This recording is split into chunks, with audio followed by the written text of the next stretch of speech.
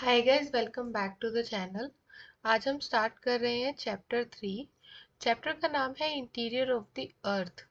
तो इस चैप्टर में हम पढ़ेंगे कि अर्थ का जो इंटीरियर है उसकी कंपोजिशन कैसी है और उसको इस्टेब्लिश करने के लिए क्या क्या सोर्सेज अवेलेबल है, किन किन किन सोर्सेज से वो चीज़ हम बता सकते हैं कि अर्थ की जो इंटरनल कंपोजिशन है वो ऐसी है। What do you imagine about the nature of the earth? Do you imagine it to be a solid ball like cricket ball or a hollow ball with a thick cover of rocks, that is lithosphere? तो आपको क्या लगता है कि जो अर्थ है वो एक सॉलिड बॉल की तरह दिखती है या फिर सिर्फ बाहर से ही एक थिक आउटर लेयरिंग है जिसको आप क्रस्ट कह दे रहे हैं और अंदर से होलो है? Have you ever seen photographs or images of a volcanic eruption on the television screen? कभी देखा है आपने वोल्केनिक इरप्शन टीवी स्क्रीन पे? मोस्टली आपको थोड़ा थोड़ा अंदाजा होगा। तो जब कोई भी वोल्केनिक इरप्शन होती है ना, तो उसमें से hot molten lava, dust, smoke, fire and magma निकलता है। ठीक है। The interior of the earth can be understood only by indirect evidences, as neither anyone has nor anyone can reach the interior of the earth.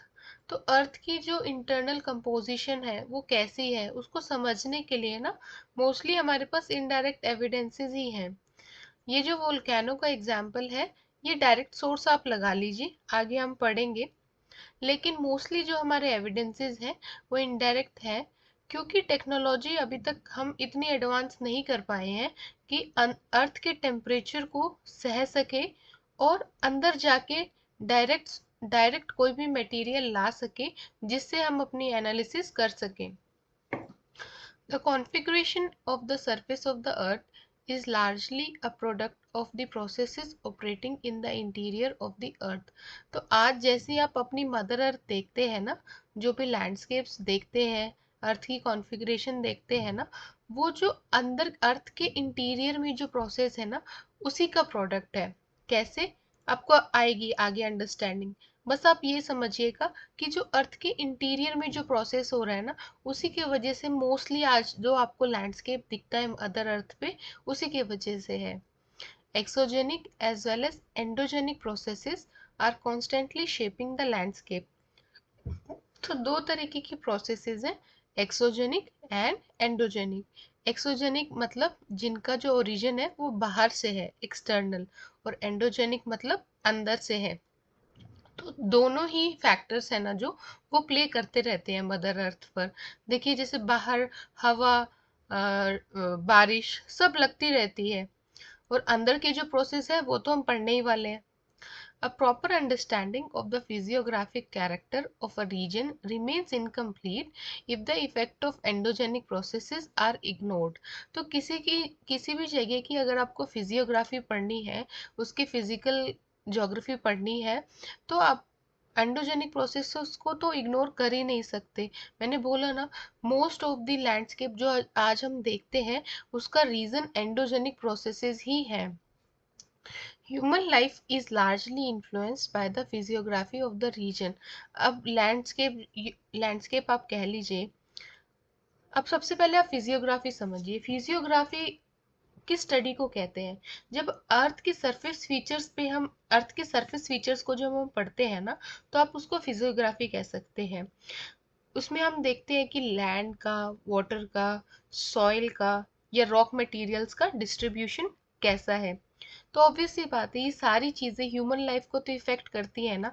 अब कितनी land है, कितना water है, land water से कितनी विसिनिटी पे है, तो उसी हिसाब से लोग ऑक्यूपेशन भी देखते हैं। मिट्टी की फर्टिलिटी कैसी है, सॉइल कैसी है, रॉक मटेरियल कैसा है, वो भी अफेक्ट करता है ह्यूमन लाइफ्स को। Therefore, it is necessary that one gets acquainted with the forces that influences landscape development. तो एक broad understanding हमें होनी चाहिए कि हम उन प्रोसेसेस के बारे में एक broad understanding रखें जिससे हमारे लैंडस्केप की डेवलपमेंट होती है। To understand why the earth shakes और how a tsunami wave is generated, मैंने आपको बोला ना इंटरनल प्रोसेसेस। अब ये बाहर से तो पॉसिबल नहीं है, जैसे अर्थक्वेक है या सुनामी आई है, ये अंदर ही अर्थ के अंदर ही कुछ प्रोसेसेस हो रहे हैं जो बाहर लैंडस्केप पे आपको विजिबल है और लैंडस्केप उससे अफेक्ट हो रही है। अब सुनामी वेव्स आती हैं, तो आप ये थोड़ी बोलेंगे कि बड़ा सा पत्थर आपने समुद्र में दे दिया तो सुनामी वेव जनरेट हो गई, या बाहर से कोई एक्स्ट्रा बॉडी आ गई अर्थ से टकरा गई तो अर्थ हिल गई या अर्थक्वेक आ गया, ऐसा नहीं है ना। इंटरनली ये प्रोसेस होते हैं। it is it is necessary that we know certain details of the interior of the earth. ठीक है। In the previous chapter you have noted that the earth forming materials have been distributed in the form of layers from crust to the core. मैंने आपको बताया था last chapter में, जब origin of lithosphere की जब इवोल्यूशन ऑफ लिथोस्फेयर की बात चल रही थी, तो हमने उसमें देखा था कि जो अर्थ इंटीरियर है ना, लेयर की फॉर्म में है, starting from crust to mantle to outer and inner core. It is interesting to know how scientists have gathered information about these layers and what are the characteristics of each of these layers. हम ये देखेंगे आगे कि scientist को कैसे पता चला कि अर्थ का ऐसा लेयर्ड स्ट्रक्चर है और इन लेयर की अलग अलग कैरेक्टरिस्टिक्स कैसे है. This is exactly what this chapter deals with. ठीक है.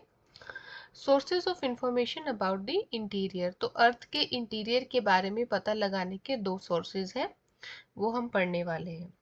The earth radius is about 6378 kilometres. एक फैक्ट है, अर्थ का रेडियस इतना है. No one can reach the centre of the earth and make observation or collect samples of the material.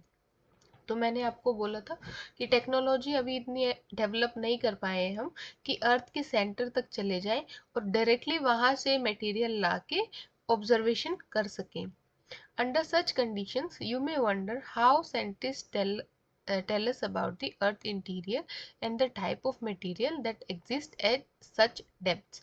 तो आप सोचेंगे कि अगर जब अर्थ के अंदर हम जा ही नहीं पा रहे, वहां से मटेरियल एक्सट्रैक्ट कर नहीं पा रहे हैं, तो कैसे पता चल रहा है अर्थ के इंटीरियर के बारे में. बुक में लिखा है ना, इस बुक में लिखा है अर्थ के इंटीरियर के बारे में और क्या क्या मटेरियल प्रेजेंट है, तो कैसे पता चल गया ये सब जब हम जा ही नहीं पा रहे हैं directly. So most of our knowledge about the interior is largely based on estimates and inferences. अब जैसे मैंने आपको volcanic eruption का example दिया, मैंने बोला जब volcanic eruption होती है तो उसमें से बहुत सारी चीजें निकलती है, लावा निकलता है, मैग्मा निकलता है, डस्ट निकलती है, फायर निकलती है. आपने देखा नहीं होगा बट सुन के तो लग रहा है ना कि गर्म चीजें निकल रही हैं. तो उससे क्या पता चल रहा है कि अर्थ के अंदर गर्मी है, गर्मी है तभी गर्म चीजें निकल रही है ना अंदर से. तो ऐसे कुछ इन्फ्रेंसेस से हमें पता लगता है कि अर्थ का इंटीरियर ऐसा है. Yet a part of the information is obtained through direct observation and analysis of materials. तो थोड़ा कुछ परसेंटेज है जिससे हम डायरेक्ट स्टडी कर पाते हैं, बट मोस्टली तो हमारे इनडायरेक्ट सोर्सेज ही होते हैं. ये जो मैंने अभी आपको वोल्केनिक इरप्शन का एग्जांपल दिया, ये तो डायरेक्ट सोर्स है. ठीक है. The most easily available solid earth material is surface rock or the rocks we get from mining areas. अब जो आप माइनिंग करके पत्थर निकालते हैं या आपको नॉर्मली पत्थर दिखते हैं, ये बाहर से कहीं से नहीं आए ना, ये अर्थ का ही पार्ट है ना, अर्थ से ही निकले हैं ना. तो पता चल जाता है कि अर्थ के अंदर क्या मटेरियल है. उन रॉक्स की स्टडी हम करते हैं तो हमें पता चल जाता है कि अर्थ की जो सरफेस लेयर पे या जस्ट बिलो लेयर पे क्या मटेरियल है जो हमें इस रॉक में भी दिख रहा है. Gold mines in South Africa are as deep as 3 to 4 kilometres. तो जो गोल्ड माइंस भी होती है ना, जो खेती भी होती है, सॉरी माइनिंग भी होती है ना, उसकी भी डेप्थ ज्यादा नहीं है, 3 to 4 किलोमीटर्स तक ही डीप जा पाते हैं लोग. Going beyond this depth is not possible as it is very hot at this depth. मैंने आपको बोला ना बहुत टेम्परेचर है अर्थ के अंदर. अब अर्थ की जो सरफेस है जिस पे हम रहते हैं, अर्थ की सरफेस पे, अब यहाँ तो बहुत सारे फैक्टर इफेक्ट करते हैं. कभी गर्मी है, कभी सर्दी है, कभी बारिश है, बहुत सारे प्रोसेसेस हो रहे हैं, लेकिन अर्थ के अंदर अभी भी हाई डिग्री टेम्परेचर मेंटेन्ड है. Besides mining, scientists have taken up a number of projects to penetrate deeper depths to explore the conditions in the crustal portions. Mining तो होती है और बहुत सारे प्रोजेक्ट्स भी चलते रहते हैं ताकि हम थोड़ा और डीप जा सके और अपनी स्टडीज कंडक्ट कर सके। Scientists world over are working on two major projects such as Deep Ocean Drilling Project and Integrated Ocean Drilling Project।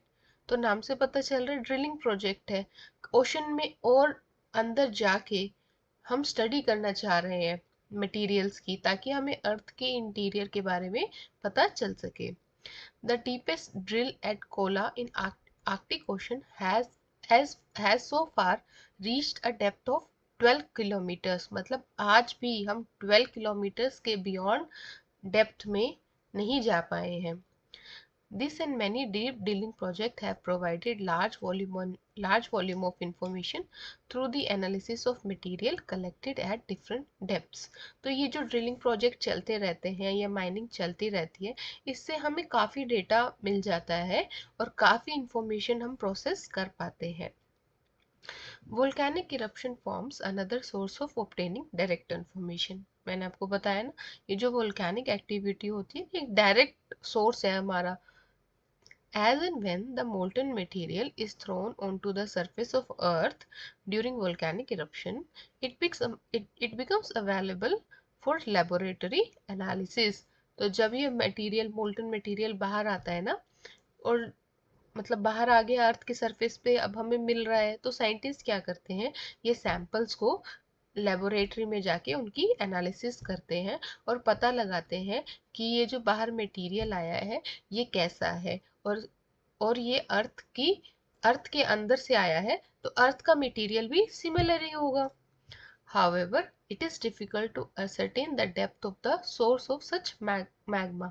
लेकिन अभी भी हम ये नहीं पता लगा पाते कि कितनी डेप्थ से मैग्मा आया है। देखिए डायरेक्ट सोर्स तो है, हमें पता तो चल रहा है कि अर्थ के अंदर से आया है ये मटेरियल, गर्म है ये मटेरियल, लेकिन कितनी डेप्थ से आया है वो हम असरटेन नहीं कर पाते। इसलिए बुक एनसीईआरटी कह रही है कि ज्यादातर जो इंफॉर्मेशन है ना, वो हमारी इनडायरेक्ट एविडेंसेस से ही मिलती है। तो आज की क्लास हम यहीं तक रखते हैं। If you have like the content, please like the video, share it with your friends, please do subscribe the channel, और अपने वैल्यूएबल फीडबैक्स कमेंट सेक्शन में ज़रूर छोड़िएगा। Thank you for watching.